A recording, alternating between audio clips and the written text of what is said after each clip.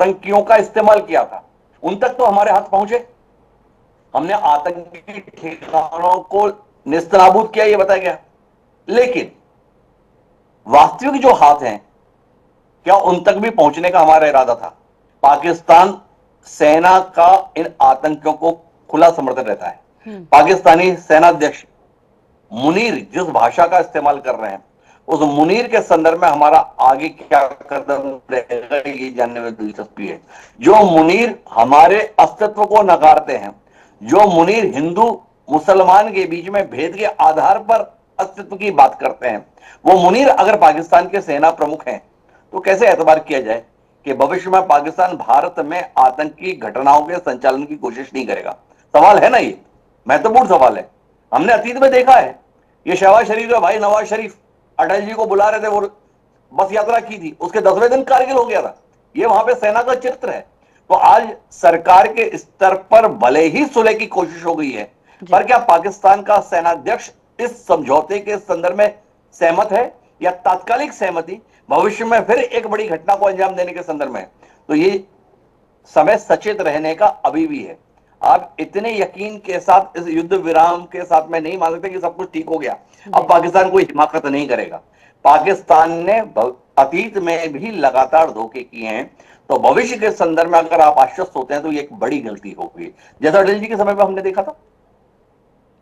जी sir, एक एक सवाल ये भी है कि लगभग 5 दशकों के बाद अब तक की ये सबसे बड़ी कार्रवाई है जो भारत ने पाकिस्तान की जमीन पर की है, तीनों सेनाओं के साथ मिलकर की है।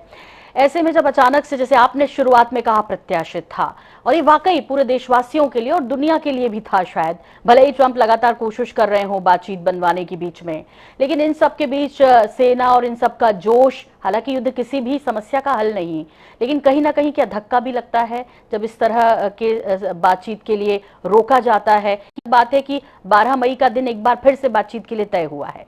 सर देखिए, भारत ने अपनी जो कार्रवाई की थी वो कुल मिला के पहलगाम की प्रतिक्रिया के संदर्भ में की थी, और ये स्पष्ट किया था कि हम आतंकी ठिकानों को निस्तनाबूद करने की दृष्टि से ये कार्रवाई की।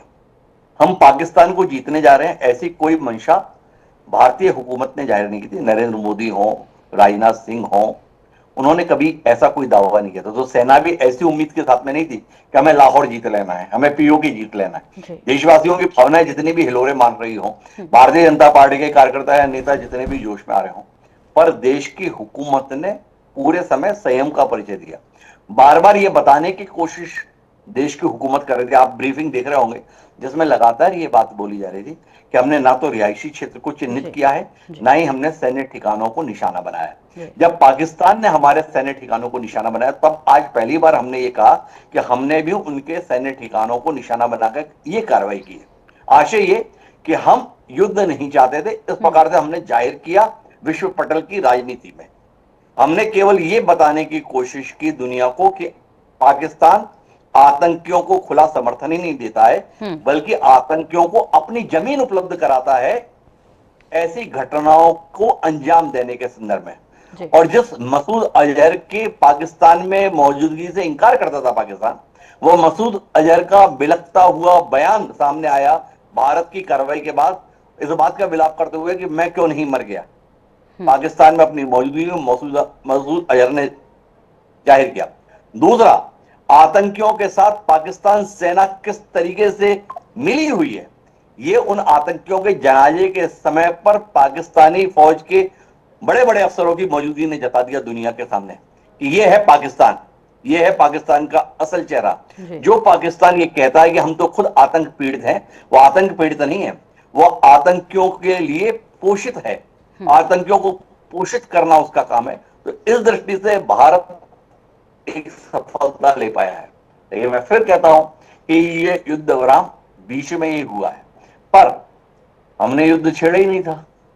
हमारा तो उद्देश्य था कि हमने जैसे पहले सर्जिकल स्ट्राइक की थी, तो पाकिस्तान ऐसी कोई प्रतिक्रिया नहीं दे पाया था। तो पाकिस्तान ने प्रतिक्रिया देने की कोशिश की, हमें थोड़ा अपनी सुरक्षा के संदर्भ में भरोसा और पैदा हो गया, क्योंकि पाकिस्तान ने जितनी बड़ी संख्या में ड्रोन भेजे, मिसाइल भेजी, वो अपने लक्ष्य को भेद पाने में सफल नहीं हुई।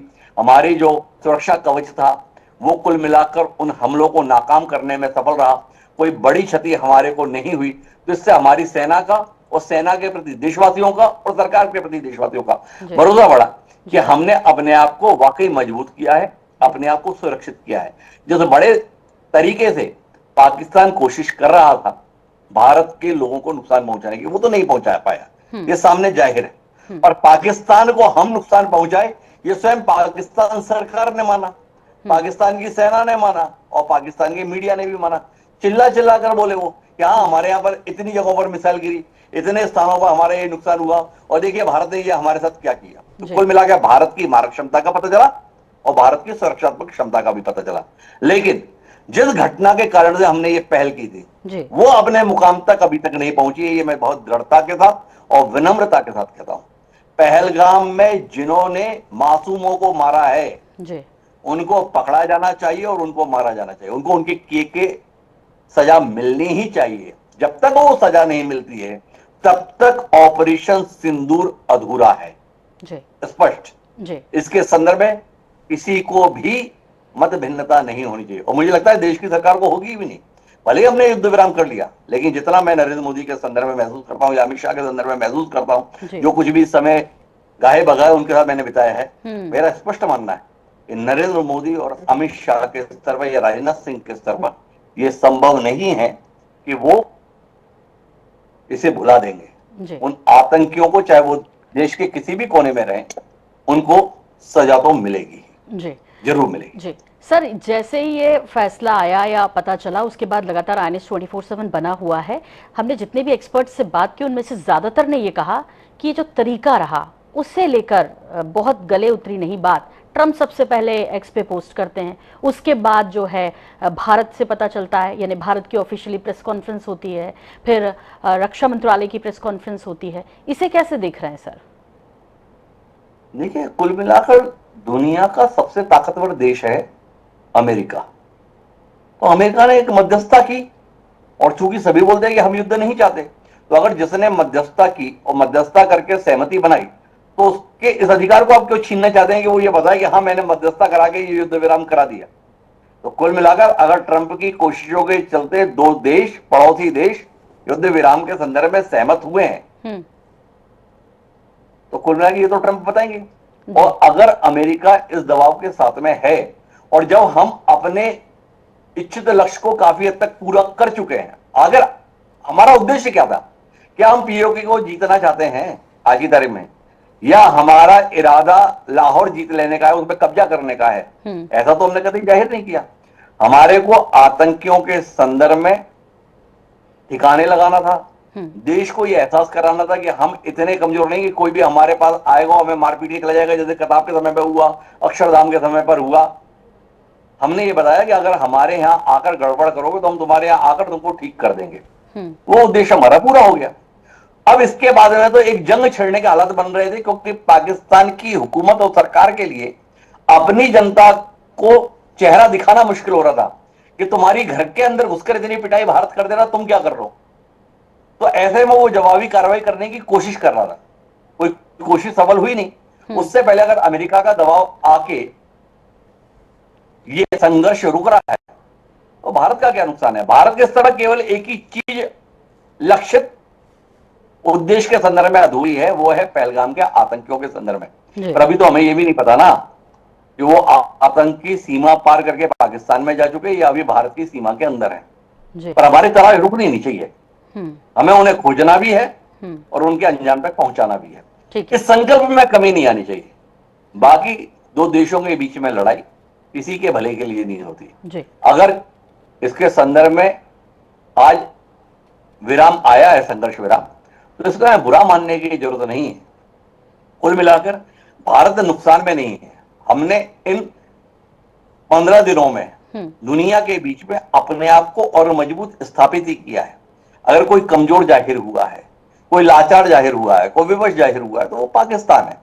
हमने बांग्लादेश जीतने के बाद भी तो संघर्ष विराम किया ही था ना। ऐसा थोड़ी है कि हमने उस समय नहीं कर लिया था। हमने उस समय थोड़ी चाल लिया था कि हम रावलपिंडी और कराची पर राज करेंगे। तब भी तो हम तैयार हो गए थे ना भाई, हमारे लक्ष्य को प्राप्त कर लिया। बांग्लादेश का निर्माण उस समय हमारा उद्देश्य था। आज हमारा उद्देश्य बलूचिस्तान का निर्माण नहीं है। हमारा उद्देश्य पीओके पर कब्जा करना नहीं था। आगे हो तो पता नहीं, पर अभी तो नहीं था। तो हमारा जो उद्देश्य था उस उद्देश्य को काफी हद तक हम पाने में सफल रहे। हमारा जो एक लक्ष्य रह गया है वो है उन आतंकियों को खोज निकालना जो पहलगाम हमले के लिए जिम्मेदार है। जी सर, अब ये भी बातचीत हो रही है कि शर्तें तो भारत की होंगी सिंधु जल संधि को लेकर, विशेष तौर पर कि वो फैसला भारत को नहीं पलटना चाहिए और शायद भारत पलटेगा भी नहीं, क्योंकि पाकिस्तान की पूंछ टेढ़ी है तो वो टेढ़ी रहेगी और वो वैसी हरकतें करेगा क्योंकि वो करता आया है कि पीछे। ऐसा नहीं कि सिंधु जल समझौते के संदर्भ में अगर हमारा यही उद्देश्य होता तो हम उसे स्थगित थोड़ी करते, निरस्त करते। स्थगन का आशय ये है कि हमें भविष्य में उसे बहाल करना है। कुल मिलाकर अगर पाकिस्तान के स्तर पर किसी तीसरे देश की मौजूदगी में बातचीत हो रही है, परस्पर बातचीत हो रही है, और सामने वाला अगर कुछ ठोस तरीके से यह बता पाएगा कि अब हम ऐसा नहीं करेंगे, या हो सकता है हमारी उस शर्तों में शामिल हो कि ये 4 आतंकियों को अब हमारे पास हवाले करेंगे, तब हम सिंधु जल समझौते को बहाल करेंगे, तो कुल मिला के हमारे पास में नेगोशिएट करने के लिए, सौदा करने के लिए अनुकूलता है। आज ये कह देना कि सिंधु जल समझौता बहाल नहीं होगा, मुझे लगता है जल्दबाजी होगी। सिंधु जल समझौते को हमने निरस्त नहीं किया था सोनल जी, हमने स्थगित किया, सस्पेंड किया। सस्पेंशन का अर्थ क्या होता है कि भविष्य में बहाली संभव है। तो जब बहाली की संभावना तो हमारे फैसले में शामिल थी, तो कैसे आप इंकार कर देंगे कि ये लागू नहीं होगी? लागू तो होना उसी दिन तय था जिस दिन हमने इसे निलंबित किया था, निरस्त नहीं। जी ठीक सर, आपसे आखिरी सवाल, ये पीओके का बार बार जिक्र आया और चूंकि चाहे वो क्रिकेट मैच हो या फिर युद्ध हो भारत पाकिस्तान के बीच, ना वो सिर्फ भारत के लिए, पूरी दुनिया के लिए विशेष होता है और पूरी दुनिया की निगाहें उस पर होती हैं। ये युद्ध के दौरान भी देखा और क्रिकेट मैच के दौरान तो अनुभव किया ही है सबने। ऐसे में सब ये कह रहे थे कि पीओके को हासिल करने की सबसे सही टाइमिंग ये है, हालांकि तरीका ये नहीं होता और हमेशा भारत ने नियमों का पालन किया है। और ऐसे में लोगों की जो भावनाएं हिलोरे ले रही है, उनके लिए आप क्या कहेंगे कि ये हासिल कर लेना था? देखो, पीओके तो जब भी आएगा ना इसी तरीके से आएगा।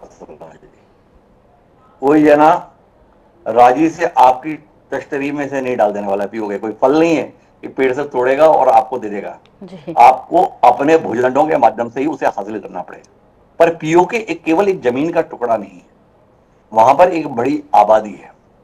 उस आबादी के अंदर ये एहसास आना चाहिए कि हमारा खुशहाल भविष्य भारत के साथ है। और ये भरोसा कब आएगा? जिस कश्मीर पर अभी हमारा आधिपत्य, जो कश्मीर हमारा हिस्सा है, उस कश्मीर में रहने वालों का यह भरोसा और जीवन के स्तर में वो सुधार दिखे, जिसके चलते पाकिस्तान के अवैध कब्जे वाले कश्मीर में रह रहे लोग इस बात का मलाल करें कि हम वहां क्यों नहीं है, हम वहां क्यों नहीं रह रहे, हम भारत का हिस्सा क्यों नहीं है। जिस दिन वहां पर रह रहे लोगों के मन में भारत के साथ आने की इच्छा जाग जाएगी, उस समय पर हमारी सैन्य कार्रवाई का भी समय आ जाएगा। ऐसा मेरा निजी तौर पर मानना है। हमें उन लोगों की भूमि पर आक्रमण करके क्या मिलेगा जब वहां पर रहने वाले लोग अगर हमारे खिलाफ रहेंगे। तो सबसे पहले जो कश्मीर में हमारा आज की तारीख में आधिपत्य है, जो कश्मीर भारत का अभिन्न हिस्सा है, उस कश्मीर के लोगों की खुशहाली और भारत के साथ बने रहने की इच्छा विश्व पटल पर दिखनी चाहिए। और इसके चलते पाक के अवैध कब्जे वाले कश्मीर में रहने वालों के अंदर यह मलाल आना चाहिए कि हम इस खुशहाल वर्तमान से वंचित हैं। अगर हम भारत के साथ होते, अगर हम भारत में होते, तो हमारी जिंदगी कितनी बेहतर होती। जिस दिन वहां से ये आवाज आने लगेगी, आप देखिएगा उस दिन पाक अधिकृत कश्मीर भारतीय कश्मीर में परिवर्तित होते देर नहीं लगेगी। जी बिल्कुल, बहुत बहुत शुक्रिया सर इस तमाम बातचीत के लिए आपका, और विश्लेषण के लिए बहुत आभार। और आपको बता दें कि INS 24/7 और हरी भूमि के प्रधान संपादक डॉक्टर हिमांशु द्विवेदी हमारे साथ